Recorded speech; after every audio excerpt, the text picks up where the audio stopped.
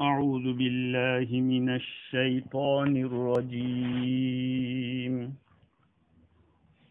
بسم الله الرحمن الرحيم. إن الذين جاءوا بالإفك عصبة منكم لا تحسبوه شرا لكم بل هو خير لكم لكل امرئ منهم ما اكتسب من الإثم والذي تولى كبره منهم له عذاب عظيم. لولا إذ سمعتموه ظن المؤمنون والمؤمنات بأنفسهم خيرا وقالوا هذا إفك مبين. صدق اللہ العظیم. معزز سامعین، بزرگوں، پیارے بھائیوں، سننے والی خواتین، مائیں اور بہنیں، کل گزشتہ ہماری گفتگو یہ چل رہی تھی کہ حضرت عائشہ صدیقہ رضی اللہ تعالی عنہا کی برات کو بیان کرنے کے لیے قرآن مجید کی 10 آیتیں نازل ہوئی اور اللہ تعالیٰ نے واضح الفاظ میں بتلا دیا کہ جن لوگوں نے یہ کام کیا ہے غلط الزام لگانے کا، یہ اپنی طرف سے لائے ہیں، اس کو تم اپنے لیے برا مت سمجھنا. ہاں، حضور اکرم صلی اللہ علیہ وسلم نے اس درمیان کہ اللہ تعالیٰ کی طرف سے برات کا اعلان ہو، الگ الگ لوگوں سے الگ الگ طریقے سے پوچھا. عائشہ رضی اللہ تعالی عنہ کے بارے میں چنانچہ حضرت عمر رضی اللہ عنہ، حضرت عثمان رضی اللہ عنہ، حضرت علی، حضرت بریرہ، حضرت اسامہ رضوان اللہ علیہم سے پوچھا. حضرت عمر رضی اللہ تعالیٰ عنہ سے اس افتراء کے بارے میں پوچھا تو فرمایا کہ تو افتراء ہے، یہ من گھڑت بات ہے. حضور نے دلیل مانگی کہ دلیل کیا ہے؟ تو دلیل کے طور پر آپ نے عرض کیا کہ مکھی جو گندگیوں پر بیٹھتی ہے وہ آپ کے بدن پر بیٹھ نہیں سکتی. جب مکھی جیسا ایک جانور آپ پر نہیں بیٹھ سکتا تو ایسی عورت آپ کے نکاح میں کیسے آ سکتی ہے؟ حضرت عثمان رضی اللہ تعالی عنہ نے بھی اس کو جھوٹ قرار دیا کہ یہ بالکل جھوٹی بات ہے، اور انہوں نے بقول صاحب رسالت معاب صلی اللہ علیہ وسلم کی جو روایت، وہ جو سیرت کی کتاب ہے، اس میں لکھا ہے کہ آپ نے مثال یہ دی کہ آپ کا سایہ پاک زمین پر بھی پڑ سکتا تھا اور ناپاک زمین پر بھی پڑ سکتا تھا، اس لیے آپ کا سایہ نہیں. لیکن میں اس مقام کے اوپر اتنی بات ضرور کہوں گا کہ جہاں تک حضور اکرم صلی اللہ علیہ وسلم کے سائے کا ہونا اور نہ ہونا اس کا تعلق ہے تو صرف ایک ہی حدیث ہے ذخیرہ حدیث کے اندر کہ جس کے اندر حضور کے سایہ نہ ہونے کو بیان کیا ہے. اس لیے محققین کی رائے یہ ہے کہ آپ کا سایہ ہوتا تھا. اب اگر کسی موقع پر نہ رہا ہو تو دوسری بات ہے، لیکن بات یہ ہے کہ اتنی بڑی بات اگر ہر وقت ہوتی کہ آپ کا سایہ نہیں ہوتا تھا تو کئی صحابہ کرام اس کو روایت کرتے، اور ایک روایت ہے، اس روایت میں بھی کلام کیا گیا ہے حدیث کے اعتبار سے، روات کے اعتبار سے کلام کیا گیا ہے۔ خیر، حضرت علی رضی اللہ تعالی عنہ نے بھی یہ فرمایا کہ یہ افتراء ہے، جھوٹ ہے، اور دلیل کے طور پر آپ نے جوتے کا واقعہ بیان کیا کہ ایک مرتبہ آپ نماز پڑھا رہے تھے، آپ کے پیچھے میں بھی نماز پڑھ رہا تھا، اور جبریل امین نے آ کر آپ کے جوتے نکلوائے، میں نے بھی جوتے نکال لیے، تو آپ نے پوچھا کہ علی تم نے کیوں جوتے نکالے؟ تو میں نے عرض کیا کہ آپ کی اقتداء میں نے آپ کو دیکھا کہ آپ نے جوتے نکال لیے، اس لیے۔ حضور اکرم صلی اللہ علیہ وسلم نے اس وقت فرمایا کہ اے علی، جبریل امین نے آ کر مجھے بتایا کہ آپ کے جوتوں کے اندر گندگی ہے، اس کے ساتھ نماز نہیں ہوتی ہے، اس لیے میں نے جوتے نکال لیے۔ تو جب آپ کے جوتوں میں ایک گندگی ہو، اس پہ جبریل امین آپ کو باخبر کر دیتے ہیں، تو آپ کے نکاح میں ایسی عورت کیسے آ سکتی ہے؟ یہ سب باتیں ہیں، واقعات ہے۔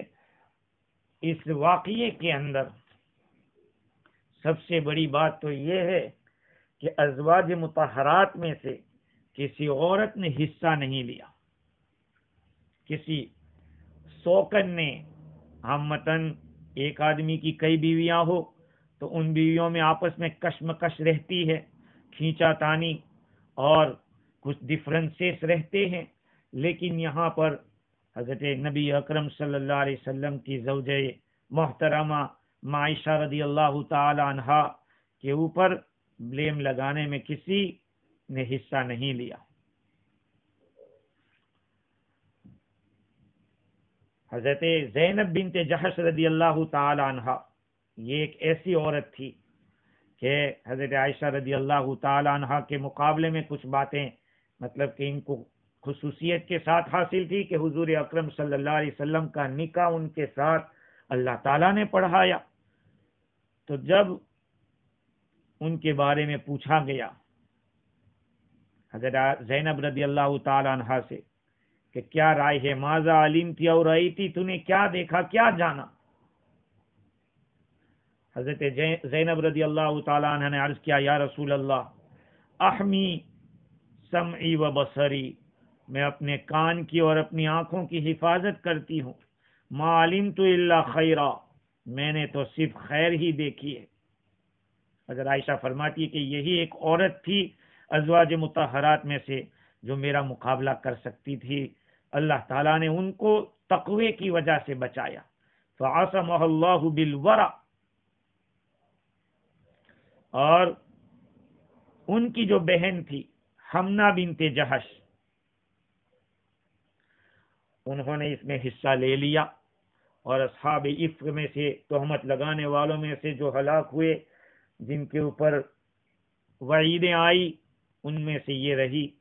ایسے تو ذخیرہ حدیث میں اور سیرت کی کتابوں میں دیکھنے جاتے ہیں تو پتہ چلتا ہے کہ مسلمانوں میں سے صرف 3 آدمی تھے جو صحیح ایمان والے اور مخلص ایمان والے تھے، حضرت حسان بن ثابت رضی اللہ عنہ، مصطح ابن اساسہ رضی اللہ عنہ، حمنہ بنت جحش رضی اللہ تعالی عنہ، یہ سب پکے ایمان والے تھے، باقی جتنے تھے سب منافق تھے جنہوں نے حصہ لیا تھا۔ اب ادھر ہوا یہ کہ صدیق اکبر رضی اللہ تعالیٰ عنہ نے دیکھا کہ اللہ تعالیٰ نے ان کی لخت جگر کی پاکی کو بیان کیا ہے، تو آپ نے قسم کھا لی۔ یہ حضرت مصطح ابن اساسہ رضی اللہ تعالیٰ عنہ جو ان کے رشتہ دار تھے، ان پر خوب خرچ کیا کرتے تھے، لیکن انہوں نے ہی حضرت عائشہ رضی اللہ تعالیٰ عنہ کے معاملے میں حصہ لیا، تو صدیق اکبر رضی اللہ عنہ نے قسم کھا لی اور یہ فرمایا، واللہ لا انفق ولا مصطح شیئا ابدا بعد الذی قال لی عائشہ ما قال، کہ اللہ کی قسم میں اب مصطح کے اوپر کچھ بھی خرچ نہیں کروں گا بعد اس کے کہ اس نے عائشہ کے بارے میں جو کچھ کہا، اس کے بعد اب میں کچھ نہیں خرچ کروں گا۔ اللہ تعالیٰ نے ان کی اس قسم کے بارے میں بھی ایک آیت نازل فرما دی جو آگے چل کر آنے والی ہے، جس میں کہا گیا کہ اولو الفضل حضرات کو قسم نہیں کھانی چاہیے؟ کیا وہ چاہتے نہیں ہیں کہ اللہ مغفرت فرما دے؟ صدیق اکبر رضی اللہ تعالیٰ عنہ نے جب یہ آیت سنی تو عرض کیا بلا واللہ، کیوں نہیں، اللہ کی قسم، انی احب ان یغفر اللہ لی، میں یہ پسند کرتا ہوں کہ اللہ تعالیٰ میری مغفرت فرمائے۔ ہاں،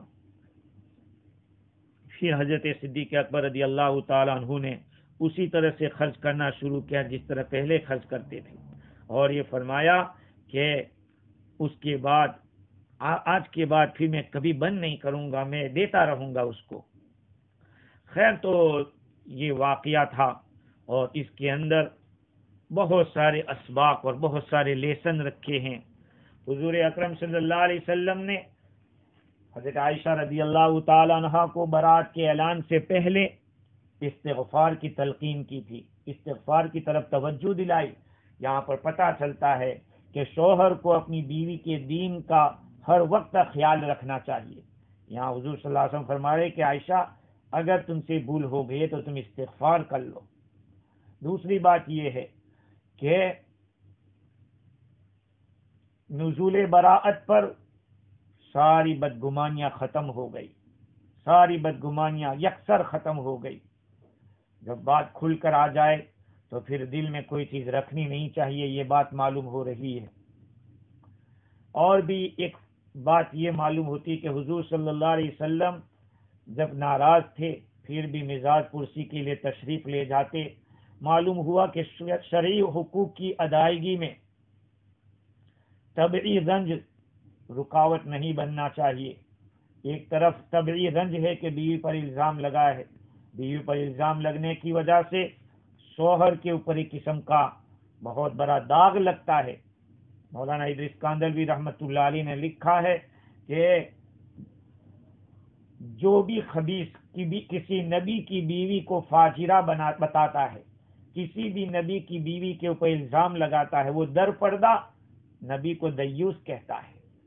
دیوس کا مطلب یہ ہے کہ جس کی بیوی غلط کام کرتی ہو، شوہر کو پتا ہو، پھر بھی اس کو روا رکھتا ہو، چلاتا رہتا ہو، اس کو دیوس کہا جاتا ہے، اور اس پر سخت وعیدیں آئی ہے۔ تو مولانا کاندھلوی فرماتے ہیں کہ جس کسی نے حضور صلی اللہ علیہ وسلم کے گھر والوں پر اس طرح کا الزام لگایا، گویا کہ نبی کو در پردہ اس نے دیوس کہا ہے۔ یہ اتنی گھناؤنی حرکت ہے۔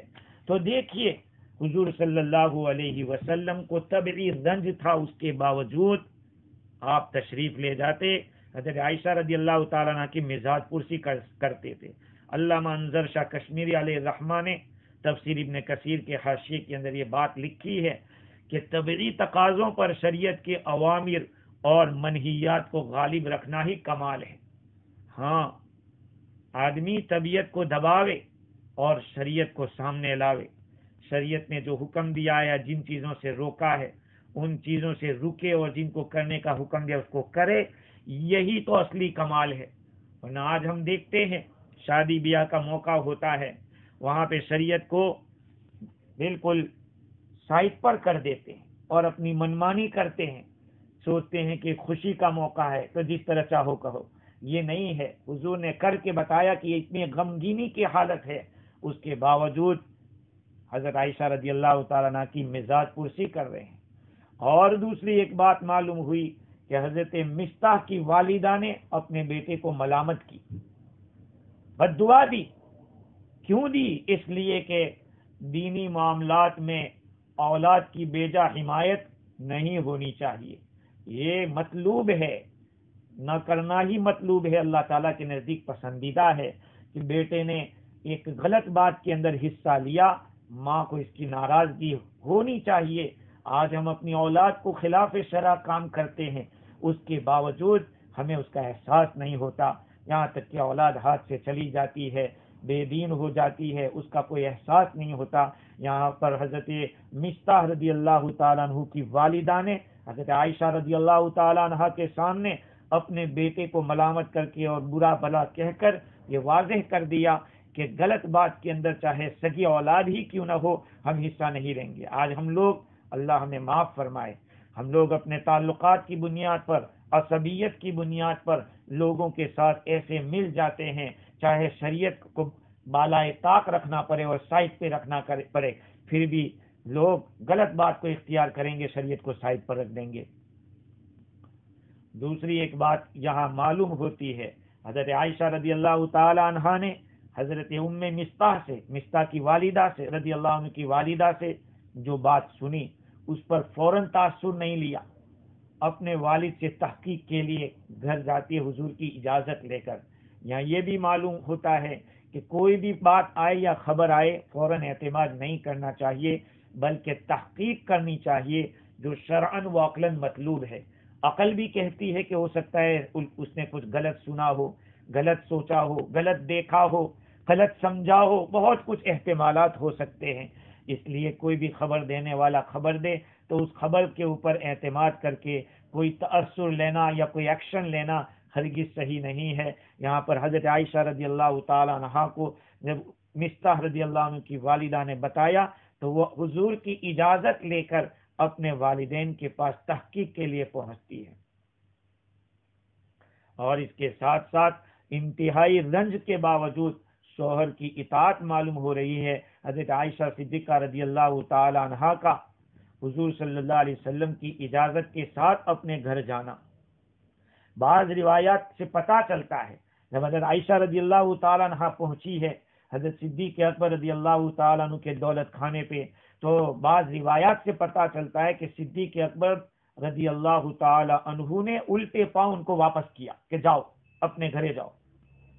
اگر یہ روایت صحیح ہے جیسے میں نے پڑھا ہے تو بات یہ ہے کہ یہاں ایک بہت بڑا لیسن ملتا ہے۔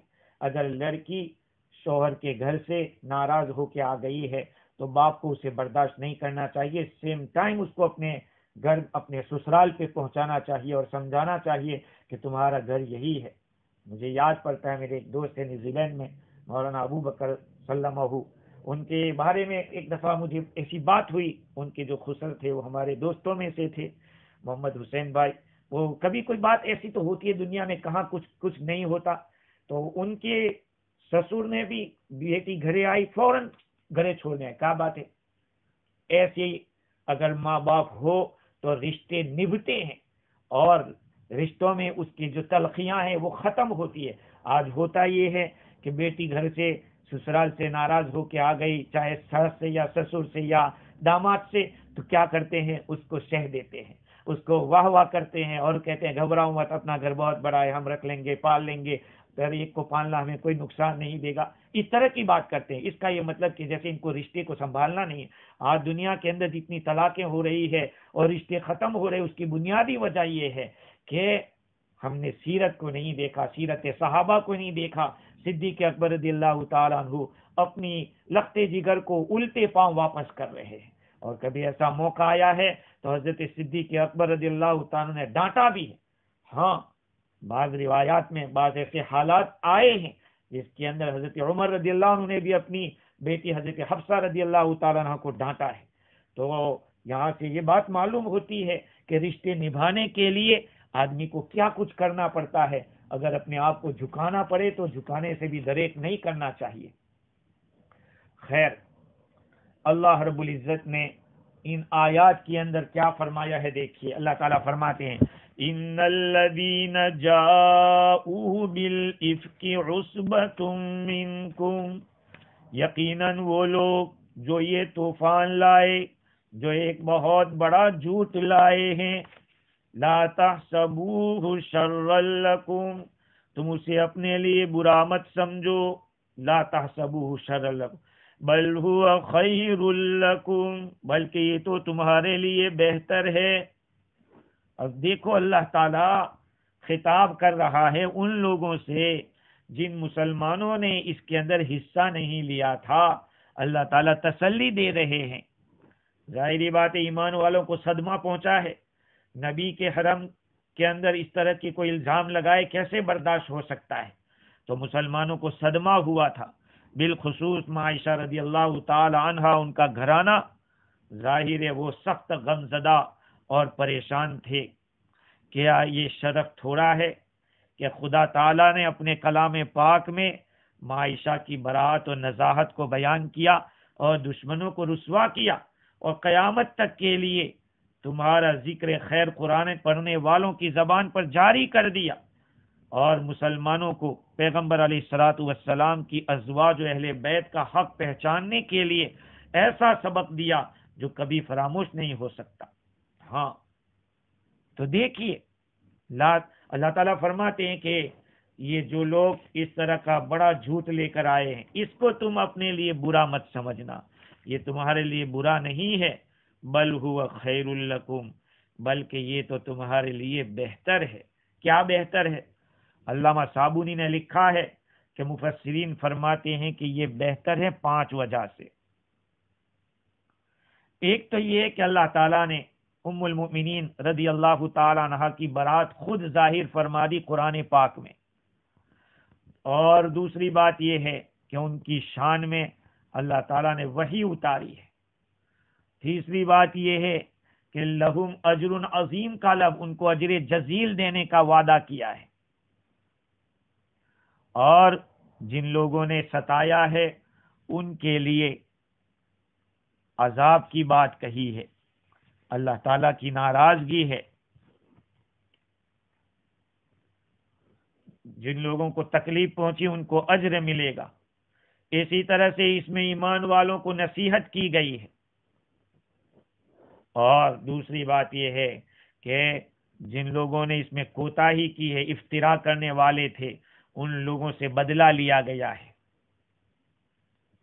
اللہ تعالیٰ فرماتے ہیں لا تحسبوه شرا لکم، یہ تمہارے لیے برا نہیں ہے بلکہ یہ تمہارے لیے اچھا ہے۔ یہ آیتیں اہل علم کے سینوں میں محفوظ رہے گی۔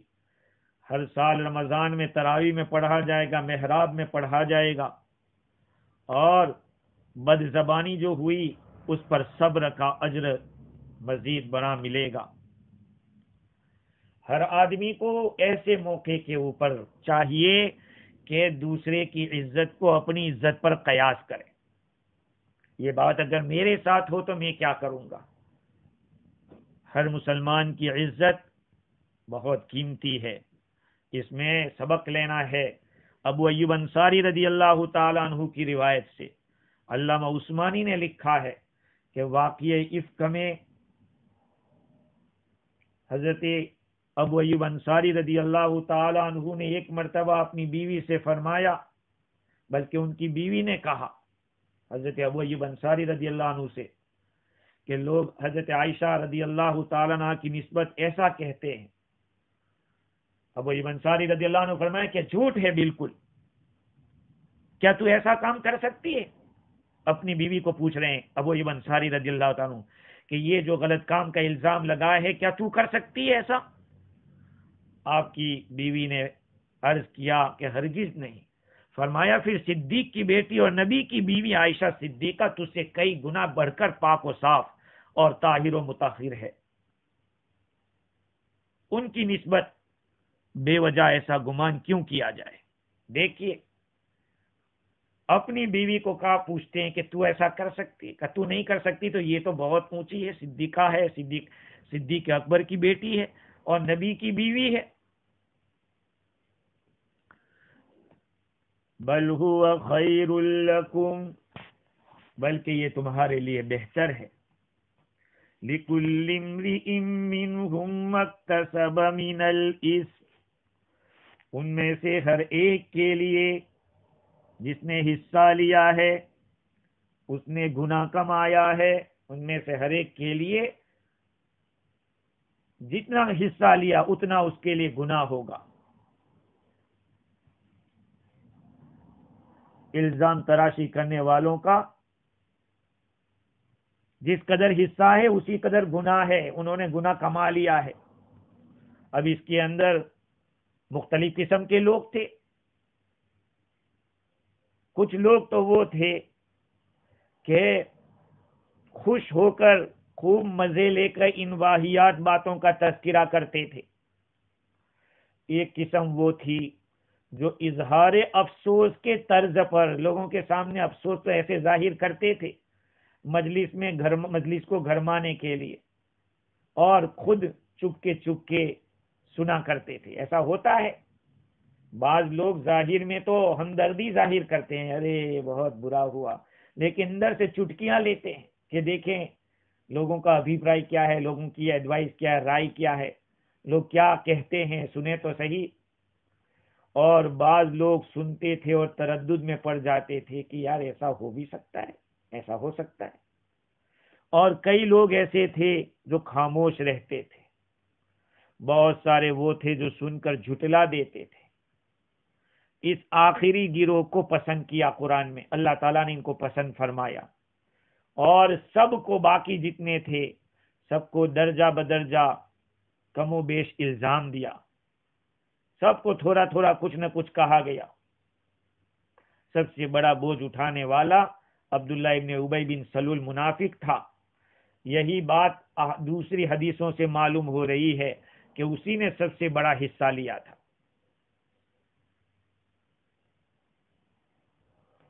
قاضی ثناء اللہ پانی پتی رحمت اللہ علیہ لکھتے ہیں کہ خود الزام تراشنے والا کسی نے پھیلانے کا کام کیا، کسی نے صرف سن کر بیان کیا، تو کوئی سن کر ہنسا تو کوئی خاموش رہا. سارے لوگوں کو اللہ تعالیٰ نے لِكُلِّ امْرِئٍ مِّنْهُمْ مَا اكْتَسَبَ مِنَ الْإِثْمِ، ان میں سے ہر ایک کے لیے جتنا اس نے گناہ کمایا ہے اتنا اس کو ملے گا. ہر ایک کے لیے ہے اتنا جتنا اس نے گناہ کمایا ہے. مسلمانوں کو چاہیے کہ اپنے مسلمان بھائی بہنوں کے ساتھ حسن ظن رکھے. جب سنے کہ لوگ ایک نیک شخص پر یوں ہی رجمم بالغیب اٹکل پچو بات کر رہے ہیں، بری تہمتیں لگا رہے ہیں، تو اپنے دل میں ایسے خیالات کو جگہ نہ دے.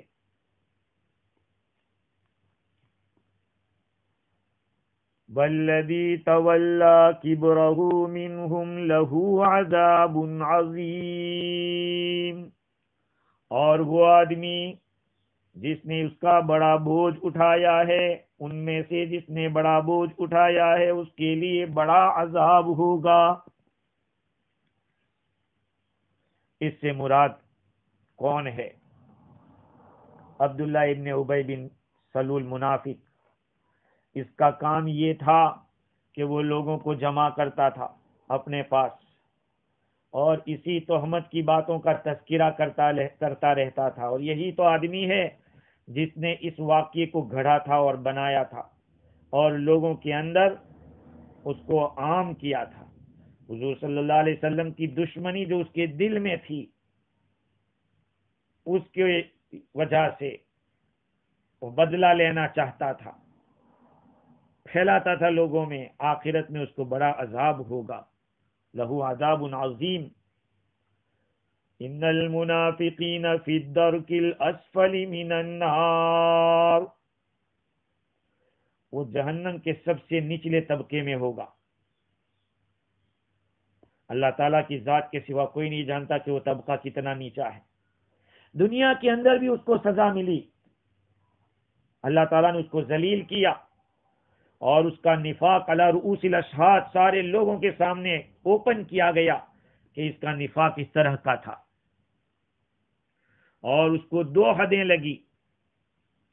طبرانی اور ابن مردوی نے عبداللہ ابن عمر رضی اللہ تعالیٰ عنہما کی روایت نقل کی.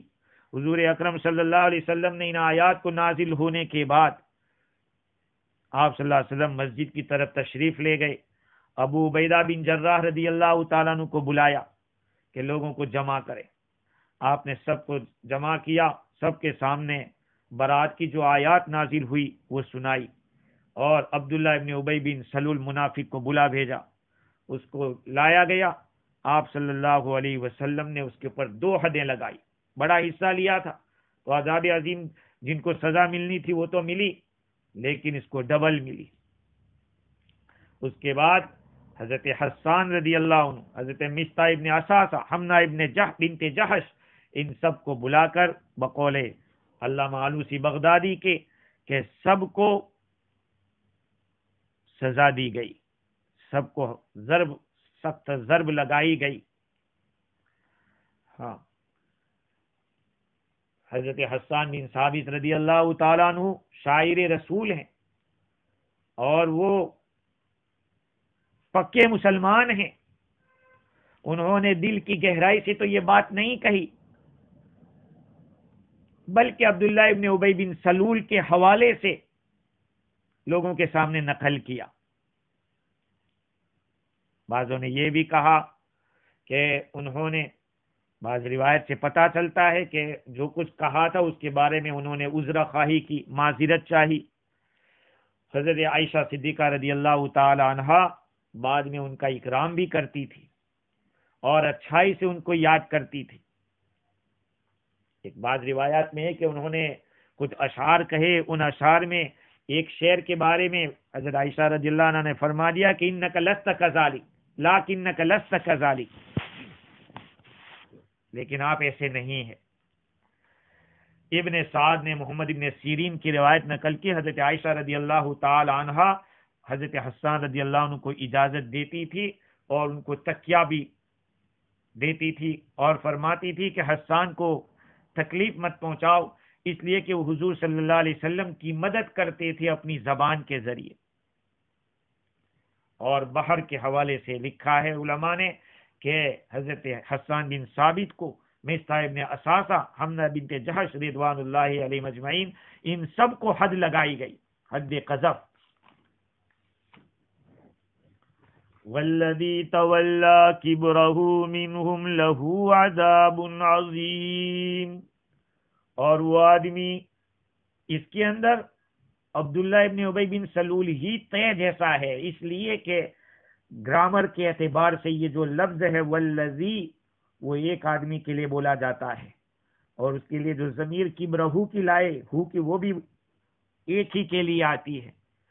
اس لیے صحیح قول، محقق قول یہی ہے کہ بخاری شریف میں ابن شہاب الزہری عن عروہ عن عائشہ رضی اللہ تعالی عنہم یہ نقل کیا کہ عبداللہ ابن ابی بن سلول علیہ اللعنہ یہی مراد ہے والذی تولی کبرہ، اور اکثر محدثین اسی قول کے اوپر ہے۔ بعض لوگوں نے حضرت حسان رضی اللہ تعالی عنہ کو بھی مراد لیا ہے۔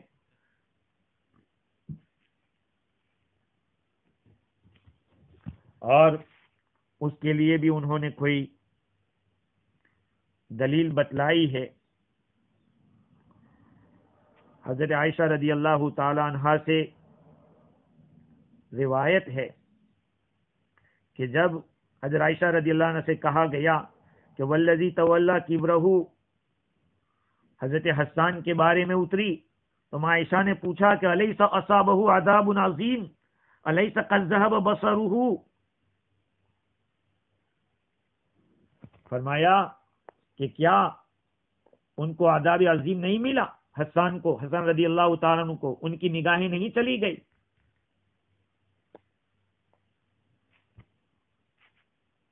الغرض بعض حضرات نے ان کی طرف نسبت کی ہے، لیکن قول محقق یہی ہے کہ عذاب عظیم تو آخرت کے اعتبار سے بھی آئے گا، تو اس کے لیے تو سارے صحابہ رضی اللہ عنہم ورضوا عنہ ہے۔ یہ عبداللہ ابن ابی سلول ابن منافق جو تھا وہی یہاں پر مراد ہے۔ والذی تولی کبرہ منہ، ان میں سے جس آدمی نے بڑا حصہ لیا اس کے لیے بڑا عذاب ہوگا۔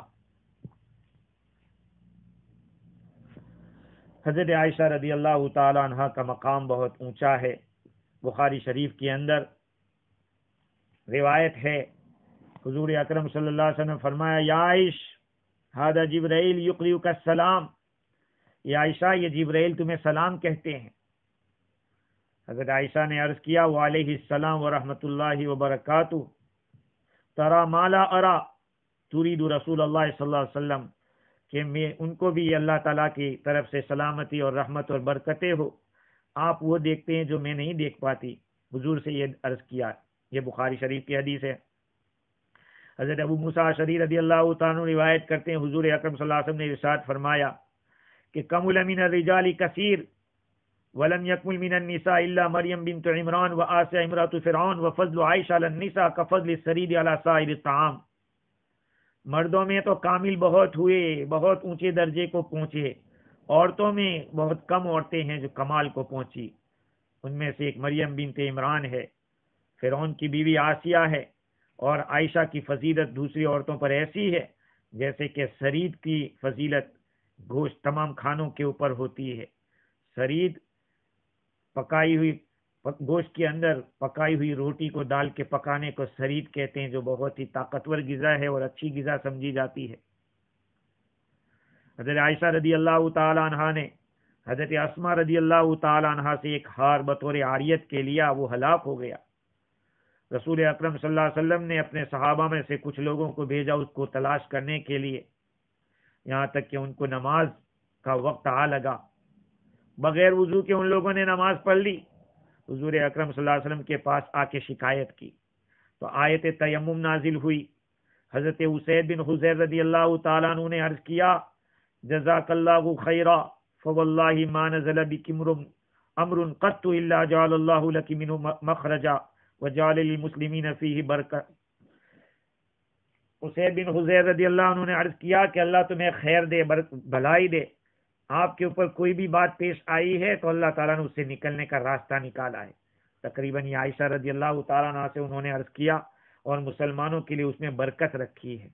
تو یہ ساری باتیں آپ سمجھ سکتے ہیں کہ حضرت عائشہ رضی اللہ تعالی عنہا کا مقام کتنا اونچا ہے۔ اب اس واقعے بات کے اوپر آئیے کہ یہاں سوال ہوتا ہے کہ 1 مہینہ ہو گیا تھا حضور اکرم صلی اللہ علیہ وسلم حضرت عائشہ رضی اللہ تعالیٰ عنہ سے ناراض ہوئے۔ اگر آپ کے پاس علم غیب ہوتا تو آپ فوراً بتا دیتے۔ میں نے بار بار اپنے بیانوں کے اندر یہ بات کہی ہے، اور تفسیر میں بھی اس بات کو میں نے کھول کے بتایا ہے کہ 2 چیزیں الگ الگ ہے، ایک ہے علم غیب، ایک ہے نبع غیب۔ نبع غیب کا مطلب یہ ہے کہ ان سین نیوز، نہ دیکھی ہوئی خبر، نہ دیکھی ہوئی بڑی خبر کو نبع غیب کہتے ہیں۔ اور ایک ہے علم غیب، غیب کا نالج، کوئی بھی چیز ہو بغیر کسی کے بتائے معلوم ہو جائے، اس کو علم غیب کہتے ہیں۔ قرآن پاک میں صاف صاف طور پر اللہ تعالیٰ نے یہ بات بیان فرمائی ہے کہ اللہ کی ذات کے سوا غیب کو کوئی نہیں جانتا۔ قُل لَّا يَعْلَمُ مَن فِي السَّمَاوَاتِ وَالْأَرْضِ الْغَيْبَ إِلَّا اللَّهُ۔ آپ فرما دیجئے کہ جو کوئی بھی آسمان و زمین میں ہے، غیب کو کوئی نہیں جانتا سوائے اللہ کے۔ قرآن حضور پہ نازل ہو رہا ہے، حضور زمین کے اوپر ہیں اور زمین پر آیت نازل ہوئی ہے۔ اللہ تعالیٰ فرماتے کہ آسمانوں میں ہو یا زمین میں جو کوئی بھی ہے، من کا لفظ ہے، جو کوئی بھی ہے، اللہ کے سوا غیب کوئی نہیں جانتا۔ وَلَوْ كُنْتُ أَعْلَمُ الْغَيْبَ لَاسْتَكْثَرْتُ مِنَ الْخَيْرِ۔ نبی اکرم صلی اللہ علیہ وسلم فرما رہے ہیں، اگر میں غیب کو جانتا تو میں بہت ساری خیر حاصل کر لیتا اور مجھے کوئی برائی نہ چھوتی۔ وما مسنی السوء، مجھے کوئی برائی نہیں لگتی۔ وعنده مفاتيح الغیب لا يعلمها الا هو، اللہ ہی کے پاس غیب کی چابیاں، غیب کی کنجیاں ہیں، اس کے سوا کوئی نہیں جانتا۔ قل لا اقول لكم عندي خزائن الله ولا اعلم الغیب، اے نبی جی آپ فرما دو کہ میں تم سے نہیں کہتا کہ اللہ کے خزانے میرے پاس ہے اور میں غیب نہیں جانتا ہوں، غیب کی خبر میرے پاس نہیں۔ تو علم غیب یہ خدا اللہ کا خاصہ ہے، اللہ تعالیٰ کا خاصہ۔ ہاں، خاصہ اس کو کہتے کہ ما یوجد فیہ ولا یوجد فی غیرہ، جو اس میں پایا جائے دوسرے میں نہ پایا جائے۔ تو علم غیب یہ اللہ تعالیٰ کی خاص بات ہے۔ اس غیب کے باب میں انبیاء کو جو کچھ دیا گیا وہ انباء غیب ہے۔ تِلْکَ مِنْ أَنْبَاءِ الْغَیْبِ نُوحِیہَا إِلَیک، یہ غیب کی خبریں ہیں جس کی ہم وحی آپ کی طرف کرتے ہیں۔ مَا كُنْتَ تَعْلَمُهَا مِنْ قَبْلِ هَذَا، اس سے پہلے آپ اس کو نہیں جانتے تھے، یعنی ہم نے بتایا تو آپ کو پتا چلا، تو بتانے کے بعد معلوم ہو تو غیب کہاں رہا، علم غیب کہاں رہا؟ علم غیب تو کسی کے بتائے پتا چل جائے اس کو کہتے ہیں۔ تو حضور صلی اللہ علیہ وسلم کو کئی علوم دیے گئے لیکن کچھ علوم نہیں بھی دیے گئے. وما علمناہ الشعر وما ينبغي له، شعر شاعری ہم نے اپنے نبی کو نہیں سکھایا اور وہ آپ کے مناسب بھی نہیں. علوم بہت دیے لیکن بعض علوم اللہ تعالیٰ نے نہیں بھی دیے. ایک واقعہ تعبیر نخلا کا ہے. پہلے سورہ یاسین کی تفسیر میں بتایا تھا کہ جیسے انسانوں کے اندر میل اینڈ فیمیل ہوتے ہیں، ان درختوں کے اندر اور ویجیٹیبل کے اندر بھی اللہ تعالیٰ نے یہ سسٹم رکھا ہے کہ میل اور فیمیل ہو. تو اس میں تعبیر کھجور کے درختوں میں ایک دوسرے کو جوڑا جاتا ہے تو کھجور زیادہ پکتی ہے. حضور اکرم صلی اللہ علیہ وسلم نے صحابہ کو دیکھا کہ وہ تعبیر کر رہے ہیں، ایک کھجور کو دوسرے کھجور سے جوڑ رہے ہیں آپس میں. حضور نے فرمایا کہ کیا کر رہے ہو؟ عرض کیا کہ حضور ہم تعبیر کرتے ہیں. کہا کہ کیوں؟ کیسے پیداوار بڑھتی؟ کا سب چھوڑو، کچھ نہیں. آپ صلی اللہ علیہ وسلم نے منع فرمایا تو صحابہ نے بند کر دیا، نہیں کیا. اس سال کھجوریں بہت کم آئی. بھائی اللہ تعالیٰ نے کچھ اسباب کے ساتھ چیزوں کو رکھا ہے. اس سال نہیں آئی پیداوار زیادہ تو صحابہ سے پوچھا کہ بھائی کیا بات ہے؟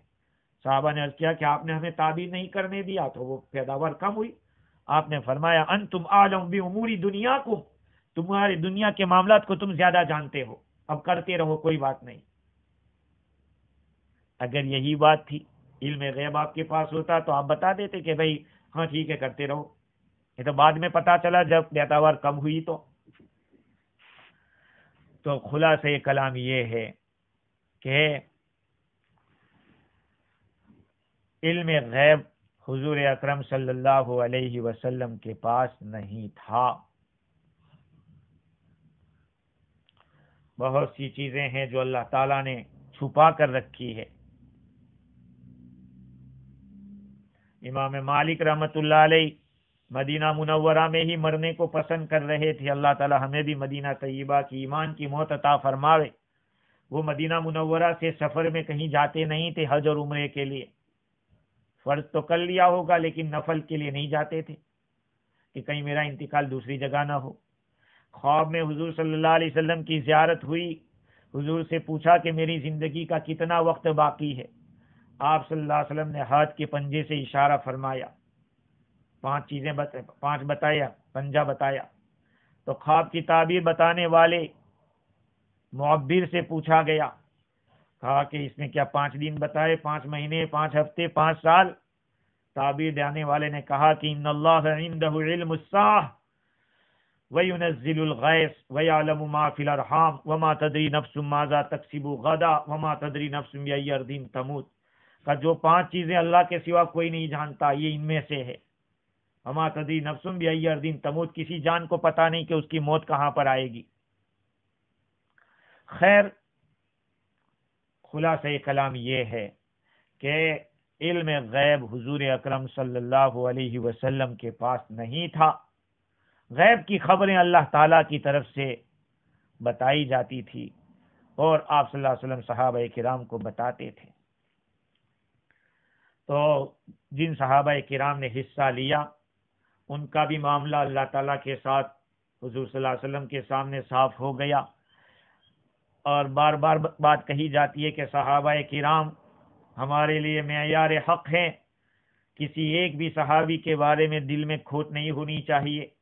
حضرت عائشہ رضی اللہ تعالیٰ عنہ پر جو الزام لگایا گیا، اللہ نے جب اس کو کلین چٹ دے دیا، پاکی بیان کر دی، تو شیعوں کا ابھی بھی اس طرح کا الزام لگانا یہ اس بات کی دلیل ہے کہ ان کے دلوں میں ایمان نہیں ہے، نفاق بھرا ہوا ہے یا کفر بھرا ہوا ہے.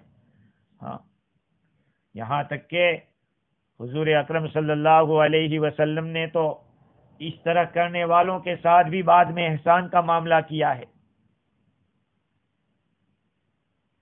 حضرت حسان رضی اللہ تعالیٰ عنہ کو بھی بعد میں حضور نے نوازا ہے اور ہدیے بھی دیے ہیں. ان چیزوں سے پتہ چلتا ہے کہ جو ہو گیا وہ ایک بھول ہو گئی تھی. اس کے بعد کے لوگوں کا اس طرح کی بات کرنا، خصوصاً شیعوں کا، مطلب یہ ہے کہ ان کے دلوں میں آج بھی میلہ پڑا ہوا ہے، گندگی بھری ہوئی ہے. اللہ تعالیٰ عائشہ رضی اللہ تعالیٰ عنہ کو امت کی طرف سے خوب جزائے خیر عطا فرمائے جنہوں نے وہ علوم امت کے سامنے رکھے کہ بڑے بڑے صحابہ بھی مسئلہ پوچھنے اور روایت معلوم کرنے حضرت عائشہ رضی اللہ تعالی عنہا کے پاس جاتے تھے۔ اللہ تعالیٰ فرماتے ہیں کہ جن لوگوں نے یہ الزام لگایا وہ تم ہی میں سے تھوڑے کچھ لوگ ہیں، تم اس کو برا مت سمجھو، یہ تو تمہارے لیے بہتر ہے، اور ان میں سے جس نے جتنا حصہ لیا ہے اتنا اس نے گناہ کمایا ہے۔ لِكُلِّ امْرِئٍ مِّنْهُمْ مَا اكْتَسَبَ مِنَ الْإِثْمِ، ہر آدمی کے لیے اس میں سے وہ ہے جتنا اس نے گناہ کمایا ہے، اور وہ آدمی جس نے سب سے بڑا حصہ لیا اس کے لیے بہت بڑا عذاب ہے۔ آگے اللہ تعالیٰ فرماتے ہیں لولا اذ سمعتموه ظن المؤمنون والمؤمنات بانفسهم خيرا وقالوا هذا افك مبين، جب تم لوگوں نے اس بات کو سنا تو کیوں تم لوگوں نے، ایمان والوں نے اور ایمان والیوں نے، اپنے بارے میں اچھائی کا گمان کیوں نہیں کیا، اور یہ کیوں نہیں کہہ دیا کہ یہ کھلا ہوا بہتان ہے، کھلا ہوا سری طوفان ہے، کھلا ہوا جھوٹ ہے، ایسا کیوں نہیں کہہ دیا؟ بھائی مسلمانوں کا طرز معاشرت تو ایسا ہونا چاہیے کہ ایک اپنے مسلمان بھائی بہن کے ساتھ حسن ظن رکھے، جب سنے کہ لوگ ایک نیک آدمی پر کچھ ایسے ہی اٹکل پچو بات کر رہے ہیں تو اپنے خیالات کے اندر اس چیزوں کو جگہ نہ دے بلکہ اس کو جھٹلا دے۔ انشاءاللہ مزید گفتگو اس آیت پہ کل کریں گے۔ اللہ تعالیٰ مجھے اور آپ کو صحابہ سے محبت عطا فرماوے اور حضور اکرم صلی اللہ علیہ وسلم کی سیرت کو بار بار پڑھنے اور عمل میں لانے کی توفیق عطا فرماوے۔ وآخر دعوانا الحمدللہ۔